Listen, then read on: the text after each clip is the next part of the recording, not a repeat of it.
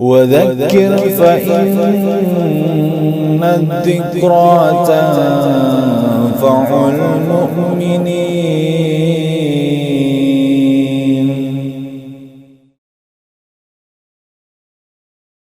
بسم الله والصلاة والسلام على رسول الله صلى الله عليه وسلم. Ayol ikhwanu fiddin rahimani wa rahimakumullah. Akhir-akhir ini kita mendengar bahwa wabah COVID-19 ini semakin hari semakin memakan korban jiwa, apalagi dengan varian baru yaitu Delta yang disinyalir dari India, ya, COVID yang dari India.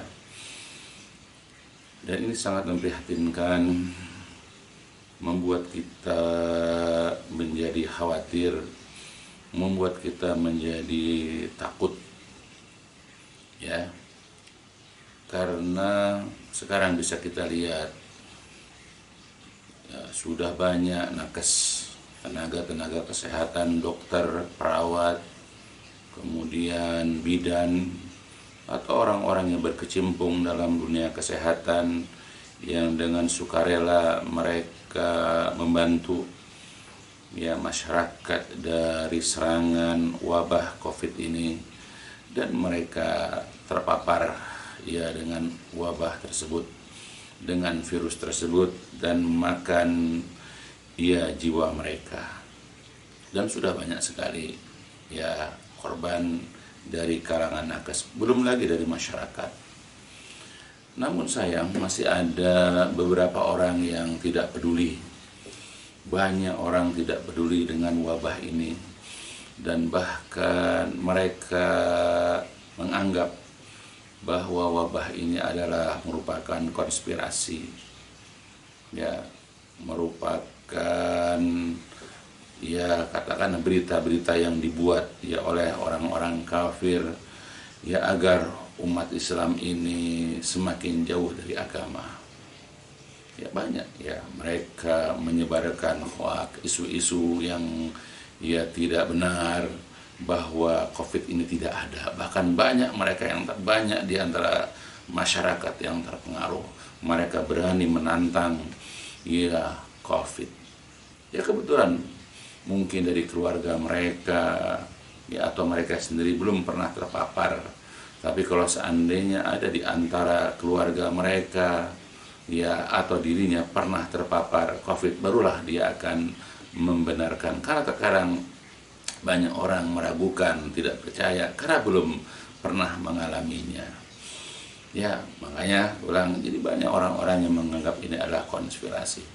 Atau bahkan juga ada mereka percaya COVID ada, tapi dianggap bahwa COVID ini adalah penyakit biasa seperti flu, pilek, batuk biasa, tidak berbahaya katanya.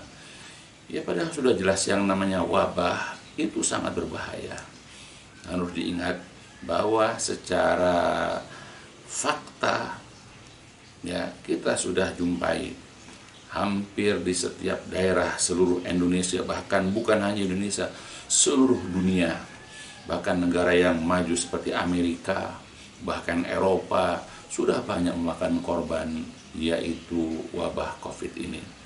Bahkan semakin hari ya wabah ini semakin berkembang dengan varian-varian baru. Ya mudah-mudahan Allah menjaga kita dari wabah COVID ini.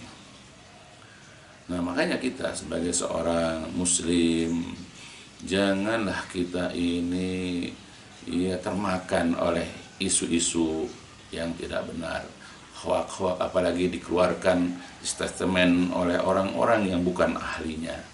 Kalau bicara masalah penyakit, kembalikan kepada orang yang ahli, yaitu dokter, apalagi ada dokter spesialis berkenaan dengan masalah virus.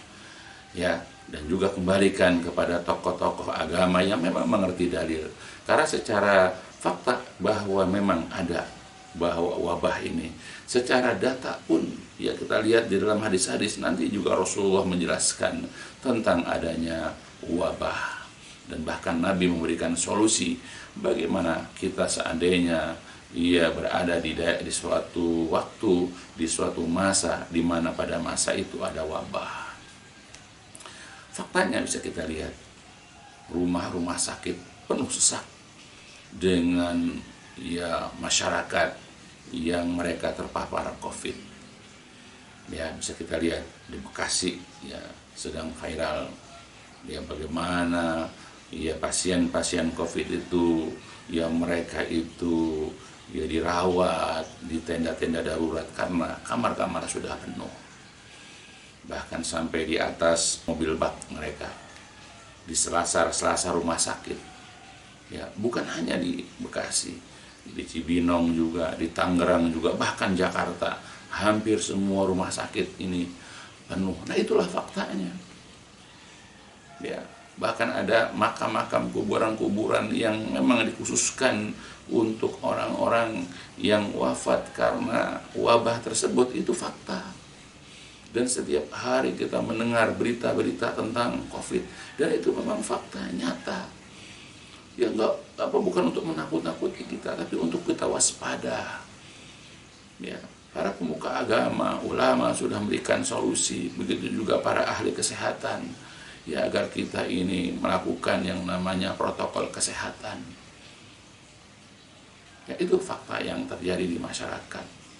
Ya, bahkan kita juga barangkali seperti saya misalnya, ada kerabat-kerabat yang kena, ada jamaah pengajian yang kena, ya ada warga yang kebetulan kita kenal juga kena, bahkan di antara mereka ada yang wafat, ada yang meninggal. Alangkah menyedihkan. Ya, alangkah kita ini terpukul ya dengan kejadian-kejadian seperti ini. Ya bagaimana kalau itu menimpa keluarga kita, istri kita, anak kita, atau bahkan diri kita sendiri. Ya apakah kalian-kalian yang masih belum percaya kepada wabah COVID ini harus terkena dulu? Ya baru membenarkan, baru mengiyakan betul bahwa wabah COVID ini memang ada dan berbahaya. Sebab tidak perlulah kita mengalami dulu, cukuplah dengan pemberitaan yang bertubi-tubi setiap hari, di mana yang namanya korban itu semakin hari semakin menanjak naik. Ya maka diharapkanlah kepada para ya kaum muslimin agar mereka mengambil sikap patuh kepada yaitu fatwa para ulama tentang bagaimana menghindar dari COVID, dari wabah ini, dan juga dari tenaga kesehatan, begitu juga dari pemerintah, ya agar kita melaksanakan protokol kesehatan, apakah menggunakan masker, senantiasa cuci tangan, ya kemudian menghindari kerumunan, ya dan yang lain-lain sebagaimana telah dijelaskan oleh orang-orang yang ahli dalam bidangnya. Di samping itu juga Rasulullah Shallallahu Alaihi Wasallam pernah mengingatkan kepada kita agar kita ini harus tahu ya bahwa wabah itu sudah ada sejak zaman dulu, ya cuma dengan harian yang berbeda, dengan jenis yang berbeda. Misalnya di dalam sebuah hadis yang diriwayatkan oleh Imam Bukhari dan Muslim, beliau pernah mengatakan, idza sami'tumut ta'un, idza sami'tumut ta'un bi ardin fala tadkhuluha wa idza waqa'a bi ardin wa antum fiha fala takhruju minha. Apabila kalian mendengar wabah ta'un, ya ta'un itu nama salah satu wabah ya. Jadi apabila kalian mendengar ada wabah ta'un di suatu tempat, di suatu daerah, di suatu negeri, fala tadkhuluha, janganlah kalian masuk ke negeri tersebut. Ya karena riskan, ya kita masuk ke situ bisa kemungkinan terkena wabah tersebut, tertular dengan wabah tersebut. Begitupun wa idza waqa'a bi ardin, dan apabila wabah itu menimpa suatu negeri, menimpa suatu daerah, wa antum fiha, sedangkan kalian berada di daerah tersebut, di daerah yang terkena wabah itu, fala takhruju minha, janganlah kalian keluar ya dari daerah tersebut karena bisa menularkan. bisa membawa virus tersebut, bisa membawa wabah tersebut ke daerah yang lain. Bayangkan, Rasul sudah jauh-jauh hari mengingatkan kepada kita. Nah, jadi ini tidak main-main, ya, karena di zaman dahulu pun ada, ya, bukan sekali atau dua kali, banyak kasus, ya. Bahkan di zaman Amr bin Al-As ketika menjadi gubernur, ya, karena di negeri Syam, ya, para sejarawan Muslim itu pernah mencatat bahwa ada sekitar 25.000 sampai 30.000, ya, korban meninggal akibat wabah taun di negeri Syam. Ya, dua gubernur sebelumnya, yaitu sahabat Nabi yang mulia, yaitu Abu Ubaidah bin Jarrah dan juga Mu'adz bin Jabal radhiyallahu anhuma, meninggal karena wabah tersebut. Nah, ketika Amr bin Al-As menjadi gubernur, beliau memerintahkan agar kaum muslimin jangan berkumpul di satu tempat, tapi mereka hendaklah berpencar supaya virus itu tidak saling menulari. Ya, bahkan menyuruh untuk tinggal di bukit-bukit, di gunung-gunung, ya. Jadi mereka saling menjauh, ya. Ya, kita social distancing lah kalau bahasa kita. Kata beliau, kata Amr bin Al-As, ayuhan nas, inna hadal waj'u idza waqa'a fa inna ma yusta'alu isti'alan nar fatajabbalu minhu fil jibal. Wahai manusia, inna hadal waj'u, sesungguhnya wabah penyakit ini, ya, terjadi, ya, laksana seperti api. Ya, dikatakan, ya, wa fa inna ma yusta'alu isti'alan nar. Jadi itu ibarat seperti api. Ya. Jadi kalau berkumpul itu api makin dahsyat, apinya makin berkobar, akan dapat membakar ini membakar itu api kan begitu kalau berkumpul. Tapi kalau dipecah, nah, jadi kecil, ya, tidak berbahaya. Jadi kalau bersatu berbahaya, tapi kalau kecil tidak. Makanya fatajabbalu, hendak kalian menyebar, ya, menyebar ke gunung-gunung, fatajabbalu minhu fil jibal, maka menyebarlah kalian, yaitu di jibal, di gunung-gunung, di bukit-bukit. Nah, itu sahabat tahu bagaimana cara mengatasi, yaitu, ya, wabah ketika melanda. Jangan berkumpul, makin berkumpul wabah itu makin hebat. Tapi kalau kita ini social distancing, menjauh, ya, tidak menghadiri kerumunan, ya, kalau toh menghadiri kerumunan karena suatu keadaan, karena misalnya belanja ke pasar atau apa, ya, maka insya Allah kalau kita menggunakan protokol kesehatan juga akan diminimalkan. Tapi karena sekarang banyak di antara masyarakat yang tidak peduli, mereka masih suka berkumpul-kumpul, ya, pada tidak ada faedahnya dalam kumpul-kumpul itu, maka saling menular.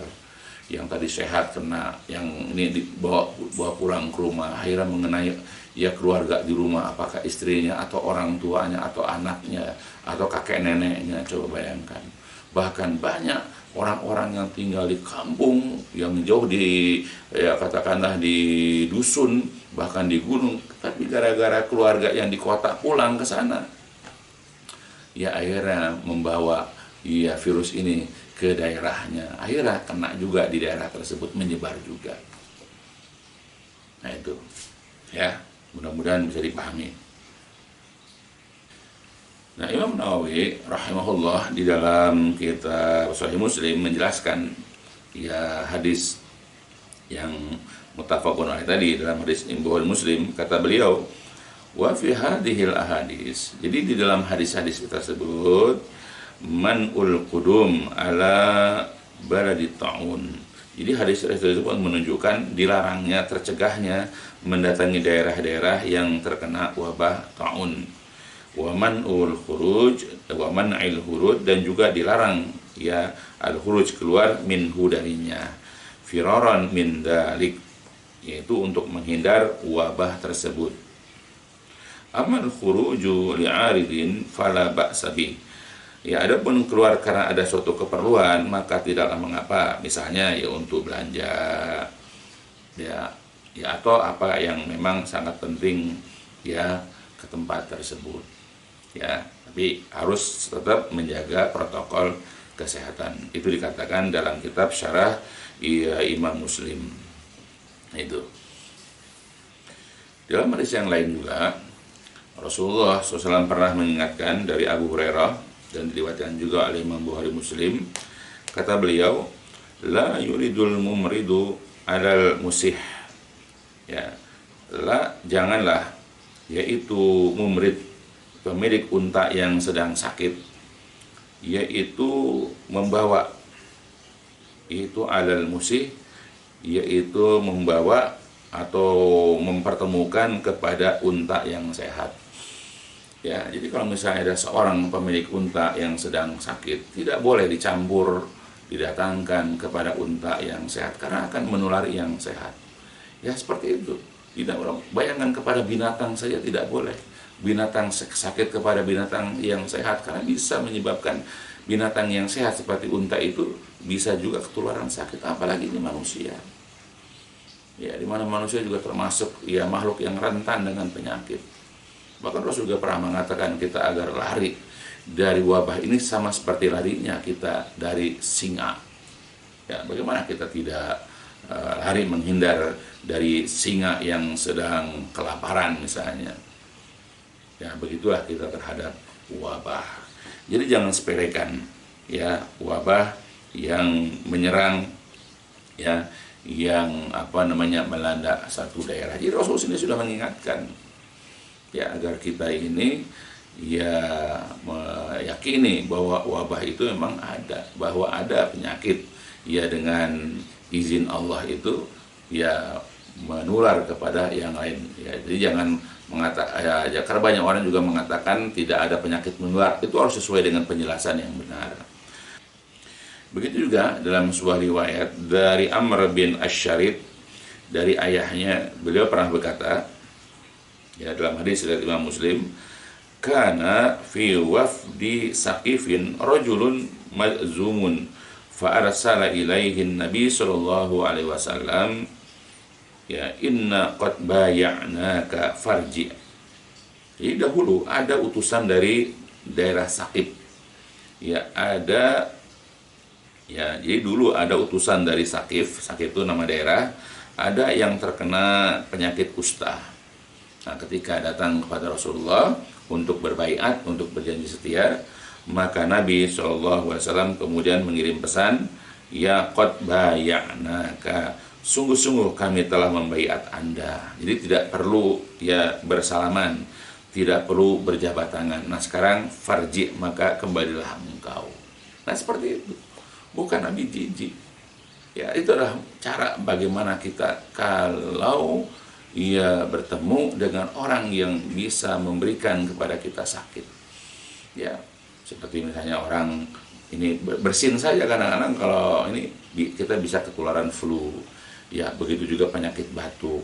Ya, kalau orang batuk sembarangan tidak menutup hidungnya atau mulutnya, maka orang yang terkena percikan itu bisa jadi terkena itu batuk, itu flu. Apalagi ini wabah. Maka wahai saudara-saudaraku, janganlah sepelekan masalah wabah ini.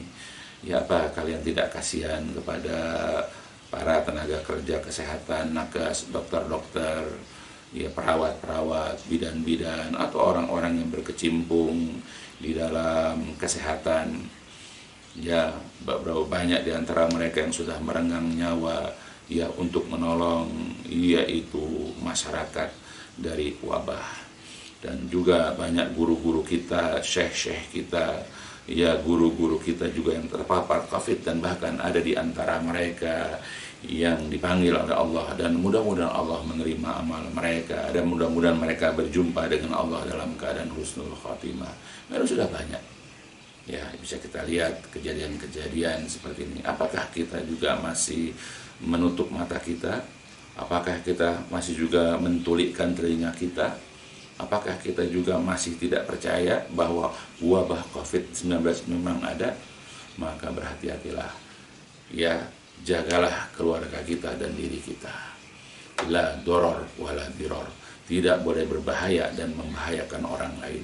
Tidak boleh membahayakan diri kita dengan kita berkerumun. Ya, dengan kita tidak menggunakan protokol kesehatan. Itu yang dikatakan ya tidak boleh berbahaya, apalagi membahayakan orang lain, membahayakan anak, membahayakan istri, membahayakan orang tua.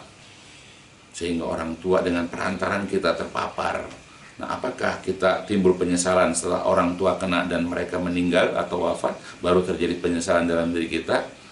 Nah, tidak perlu demikian. Maka sebagai anak, ya sebagai orang tua, sebagai pasangan hidup, hendaklah kita saling menjaga jiwa masing-masing dari keluarga kita dan juga masyarakat kita. Karena ketika kita ini menjaga protokol kesehatan, bukan hanya menjaga diri kita, tapi juga menjaga orang lain.